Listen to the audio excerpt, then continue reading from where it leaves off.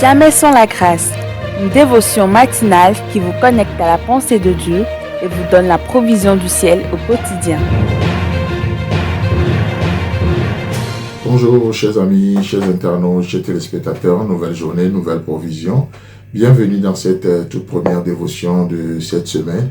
Que Dieu vous bénisse, j'espère que vous avez passé un bon week-end également. Mais sinon de notre côté, nous rendons grâce pour notre Seigneur, pour tout ce qu'il fait au travers de nous et aussi dans nos vies en notre faveur. Nous le bénissons aussi pour vos vies, pour vos commentaires, pour vos retours. Et ce matin, à la demande de nos internautes, nous allons pouvoir continuer encore dans ce que nous sommes en train de voir, les manifestations de Jésus-Christ, de cet homme qui nous dit de prendre notre lit et de marcher. Nous allons pouvoir continuer d'une manière scripturaire au travers des livres du Nouveau Testament, comme certains nous l'ont demandé dans le week-end. Je rappelle que c'est une prédication de Oral Robert que je suis en train juste de partager pour répondre à la question des pharisiens dans Jean chapitre 5, le verset 12. Ils lui demandèrent: qui est l'homme qui t'a dit prends ton lit et marche? Donc je m'inspire juste de cette prédication pour nous édifier notre foi dans le Seigneur. Voyez-vous, bien sûr, j'ajoute mon grain de sel aussi. J'espère que c'est pas trop salé. Mais voilà, nous allons de l'avant. Que Dieu vous bénisse encore une fois. Et donc, ils lui demandèrent: qui est l'homme qui t'a dit prends ton lit et marche? Selon Jean 5, le verset 12. Alors, comme on le voyait, notre Dieu, bien sûr, au travers de notre vie de foi, nous sommes appelés à le manifester, à le révéler au monde. Mais avant toute chose, cela est possible parce que ce Dieu a décidé de se révéler, de se manifester. Vous savez, si un des principes de la théologie qui dit, mais si le plus grand ne se révèle pas, le plus petit ne peut jamais le connaître.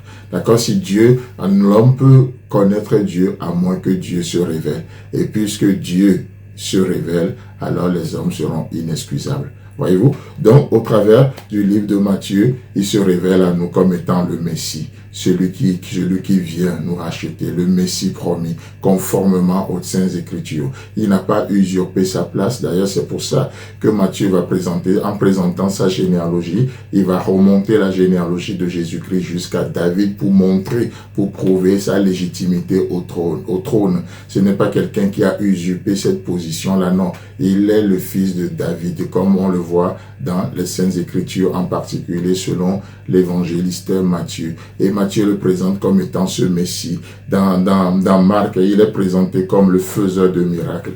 Peut-être tu m'entends ce matin, tu pries pour un miracle dans tel ou tel domaine de ta vie.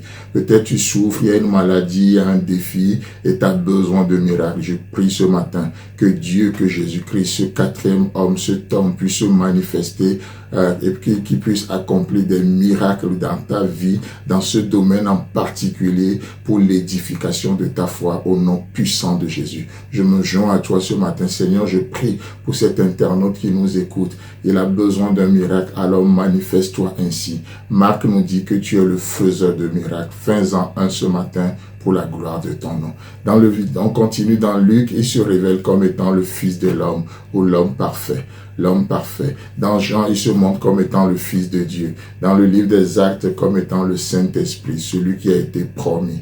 Il a été promis, il était dans le plan de Dieu. Ce n'est pas un plan B, non, il est le plan originaire de Dieu. Dieu, en créant l'homme, il avait en tête Jésus-Christ, voyez-vous? Et d'ailleurs, c'est pour ça qu'il nous a fait à son image et à sa ressemblance. Selon l'épître de Paul aux Romains, dans ce livre, il se montre comme étant notre justicier. Notre justicier. Dans 1 et 2 Corinthiens, il est notre sanctification. Waouh!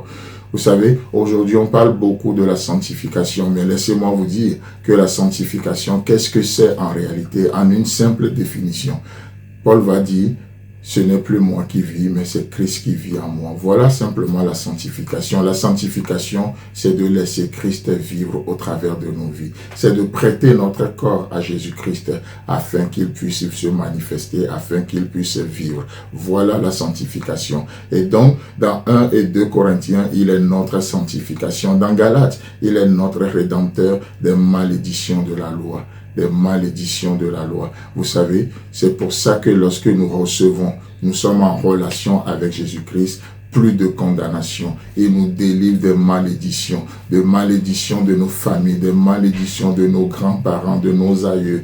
Nous devenons une nouvelle personne. C'est pour ça que la Bible dit que celui qui est en Christ, il est devenu une nouvelle créature. Les choses anciennes sont passées. Chers amis, chers internautes, que Dieu vous bénisse, qu'il édifie votre foi et Dieu voulant, on se retrouve demain.